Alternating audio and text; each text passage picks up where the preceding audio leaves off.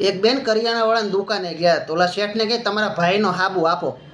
તો ઓલો શેઠ ઘડીક બેન સામું જોઈએ, ઘડીક વિચાર કરે કે હું આને નથી ઓળખતો, અને ઘરવાળાને નથી ઓળખતો. એ કે નહીં, ઘણા નથી કહેતા, ઘણા મોકલે છોકરાઓને કે ભાઈ જાય છોકરાઓ દુકાને જઈને એમ કે મારા પપ્પાની બીડી આપો, મારા પપ્પાનો માવો આપો, મારા પપ્પાનું પાન આપો. તો ઓલા લોકો ઓળખતા હોય તો આપી દે. તો આ બેને એવું કીધું કે તમારા ભાઈનો એ કે હાબુ આપો. તો ઓલો શેઠ વિચારમાં કે ઘડીક બેન સામું જોઈએ, ઘડીક હાબુ સામું જોઈએ, કે કયો હાબુ આપવો. ત્યાં થોડીક વાર લાગી ને તેને અહીંયા કામ કરતો છોકરો આવ્યો. તે ઓલા છોકરા કીધું કે જય શ્રી કૃષ્ણ ભાભી. તો ઓલા બેન કે જય શ્રી કૃષ્ણ. શેઠે સામું જોઈએ કે તું કે આમને ઓળખશો? છોકરો કે હા. એ કે આપણે કે ઓલા નથી કે ત્રીજી ગલીમાં રહેતા કે આપણા ઘરની બાજુમાં કે ખોડાભાઈ એના ઘરના છે કે. પછી ઓલા શેઠને લાઈટ થઈ કે માથામાં જે ખોડો થાય ને એનો હાબુ માગે છે. પણ હું છે નામ તો ન લઈએ કે. શેઠ આમ ધંધે લાગી ગયા.